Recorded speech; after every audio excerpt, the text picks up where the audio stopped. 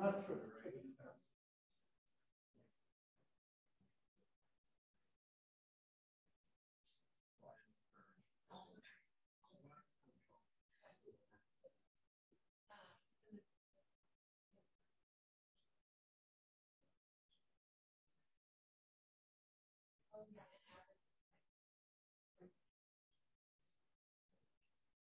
Your suppliers can be partners too. Like the factories, if you don't want to invest in your own factory, they can be a partner. You might be selling a part into a bigger system, like I think they're doing. So then your customer could be a partner too. So they might help you develop it. That's kind of the ideal situation. The governments could be a partner.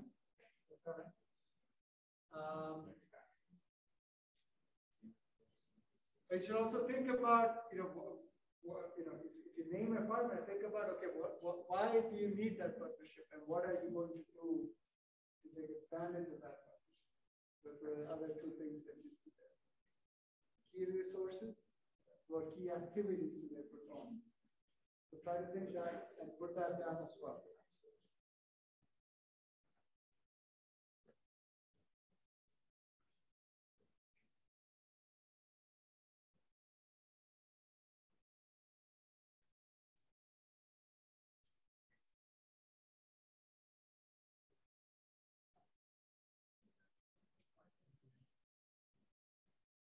But I will ask you to present something at the end.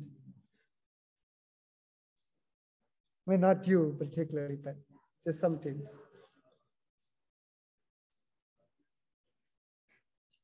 So what partners did you identify your hesitancy?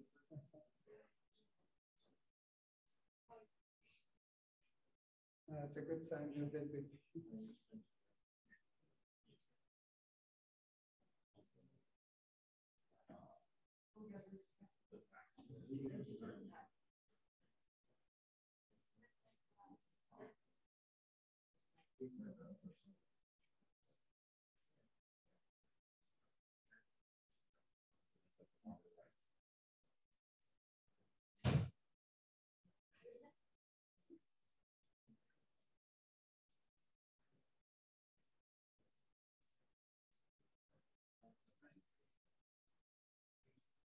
Okay, in the interest of Next are key activities. What's the most important things you need to do for the business to make the business model work? Are you in the production business? Are you making something? Or are you in the problem-solving business, like you're doing consulting or engineering? Or are you managing supply chains? What are the key activities you need to become expert at? So again, fill it in, but I think that's also relatively self-explanatory. What you need to actually do to build something, you need to do research to develop something new. That's an activity. But you have to kind of prioritize. You need financial folks. This is not resources, but you need to do some financial engineering. I guess that would be part of it. Sales, I guess, yeah, that's a good point. Making prototypes, development, having labs. Those, by the way, those feed into resources as well. Activities and resources are, of course, connected.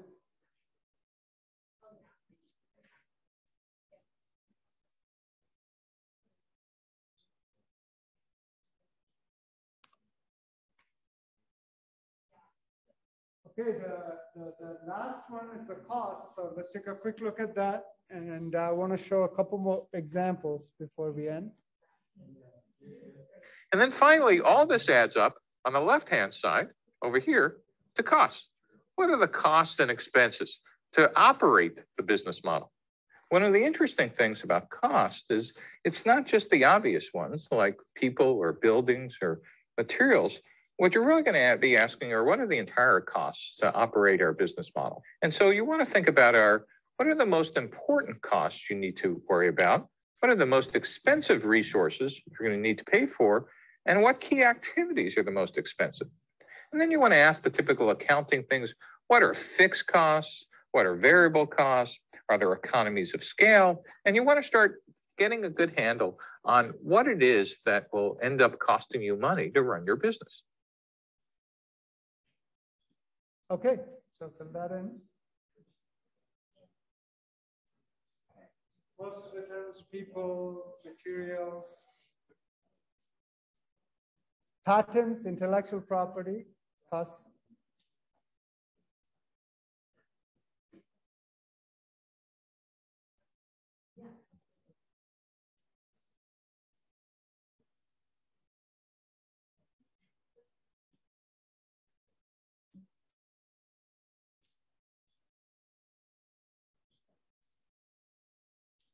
Okay, hopefully you wrote something down that is your first guess. You're going to have to iterate it. But I'm going to show a quick video example. It's an old example from the class, the online class called Jersey Square. So I'm going to play this and then we'll talk about this briefly. So before we get started with the entire course, let's take a look at what a team actually could accomplish at the end of this process. Now, imagine you had 10 weeks or months or a year to go do this. You'd actually be able to do a lot. But what if we gave you 5 days? I want to give you an example of a team from one of our classes that decided they were going to provide a rental service for professional sports jerseys.